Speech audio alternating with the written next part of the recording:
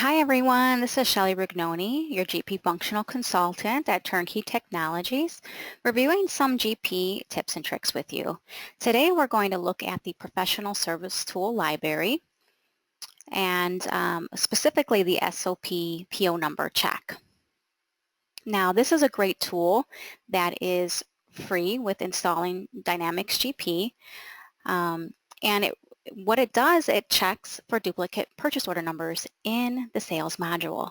Now, how often have we ran into duplicate entries? And if you have multiple users entering in orders or invoices, it's going to happen. We're going to key in a duplicate invoice. And if you're using purchase order numbers for customers, why not use this free tool?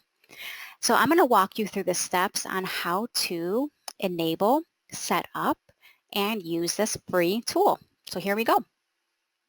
So from the navigation pane, we can click on the PSTL, and then under Setup, let's go into the main setup here.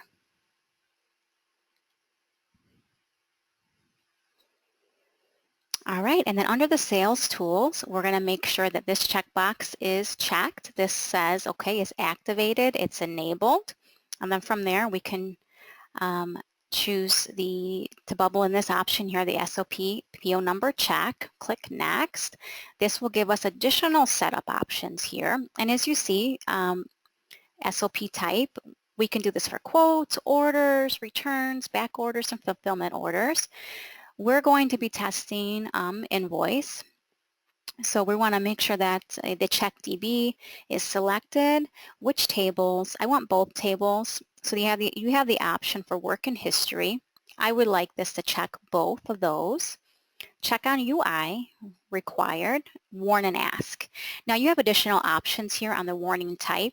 Do nothing, warn only, warn and reject, and warn and password. So if you click on that warn and password, then you can choose a password of your choice and hand that out to users, or maybe not. Maybe they need to run and get you first just to confirm before they are allowed to move forward with that. So here we're going to select warn and ask, click OK, and close out of this window here. Let's navigate out to the sales module. Let's open up sales transaction entry. And let's begin keying in an invoice for our customer, Aaron Fitz here.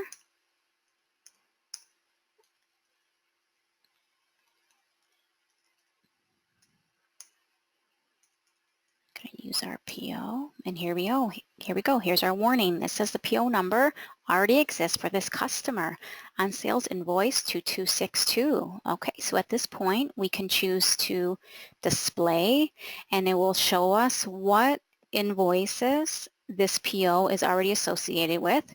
And we can say, oh gosh, that's right. I already entered this in. I don't want another invoice for this customer for this PO. It's already in the system. So let's go ahead and click OK. And at this point, you can choose to delete it, or maybe choose to enter in another invoice with a different purchase order for this customer.